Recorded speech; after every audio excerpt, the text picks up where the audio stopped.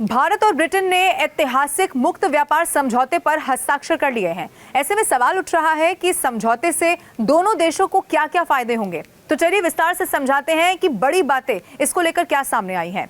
अधिकारियों ने कहा है कि समझौते के तहत 99% उत्पाद श्रेणियों के पूरी तरह शुल्क मुक्त होने से भारत को बड़ा फायदा होगा और ये जो छूट है वो लगभग 100% व्यापार मूल्य को समाहित करती है। वहीं ब्रिटिश कारों और विस्की जैसे उत्पादों पर शुल्क कम होंगे। इस समझौते का लक्ष्य साल 2030 तक दोनों देशों के बीच व्यापार को दुगना करना है, जो कि फिलहाल $56 अरब का है। भारत ने चॉकलेट, बिस्किट और सौंदर्य प्रसाधनों सहित कई उपभोक्ता वस्तुओं के लिए अपना बाजार खोल दिया है। इसके साथ ही उसे कपड़ा, जूते, रत्न और आभूषण, खेल के सामान और साथ ही खिलौने जैसे जो निर्यात उत्पाद हैं उन तक की भी आसानी अब पहुंच मिल जाएगी। इसके अलावा ब्रिटेन में काम कर रही टाटा कंसल्टेंसी सर्विसेज और इन्फोसिस जैसी भारतीय कंपनियों को भारत से आने वाले कर्मचारियों के लिए 3 साल तक सामाजिक सुरक्षा अंशदान भी यहां पर नहीं करना होगा।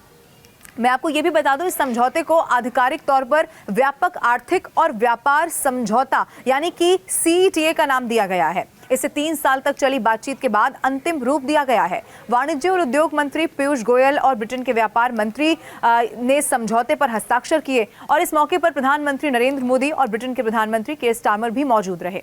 प्रधानमंत्री मोदी ने बताया कि इस व्यापार समझौते के बाद भारतीय कपड़े, जूते, रत्न और आभूषण, समुद्री खाद्य और इसके अलावा इंजीनियरिंग वस्तुओं को ब्रिटेन में बेहतर बाजार मिल सकेगा।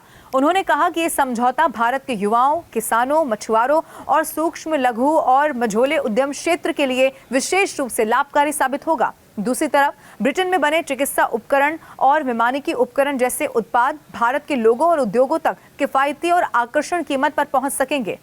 मैं आपको ये भी बता दूं, उनकी तरफ से बताया गया कि दोनों देश FTA के साथ दोहरे अंशदान समझौते यानी कि DCC पर भी आम सहमति पर पहुंचे हैं। इससे दोनों देशों के सेवा क्षेत्रों, खासकर तकनीक और वित्त में नई ऊर्जा का संचार हो सकेगा। व्यापार समझौते पर दस्तखत होने के कुछ देर पहले ब्रिटिश प्रधानमंत्री ने कहा था कि समझौते से समूचे ब्रिटेन में हजारों रोजगार पैदा होंगे, कंपनियों को नए अवसर मिलेंगे और ग्रोथ को रफ्तार मिल सकेगी। इधर ब्रिटेन के व्यापार और व्यवसाय विभाग यानी कि DBT ने कहा है कि समझौता लागू होने के बाद औसत सीमा शुल्क 15% से घटकर 3% अब रह जाएगा और इससे भारतीय उपभोक्ताओं को सॉफ्ट ड्रिंक, सौंदर्य प्रसाधन, कार और चिकित्सा उपकरण जैसे बेहतरीन ब्रिटिश उत्पादों तक आसान यहां पहुंच मिल जाएगी।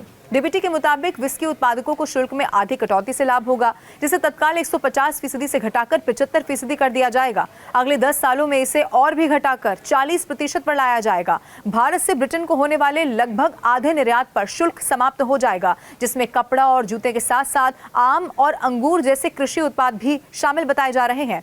आधिकारिक आंकड़ों की अगर माने तो ब्रिटेन पहले से ही भारत से 11 अरब पाउंड का सामान आयात करता है, लेकिन भारतीय वस्तुओं पर शुल्क कम होने से ब्रिटिश उपभोक्ताओं और कंपनियों के लिए भारतीय उत्पादों की खरीद ज्यादा आसान और सस्ती हो जाएगी। इससे भारतीय कंपनियों की तरफ से ब्रिटेन को किए जाने वाले निर्यात में भी बढ़ोतरी होगी।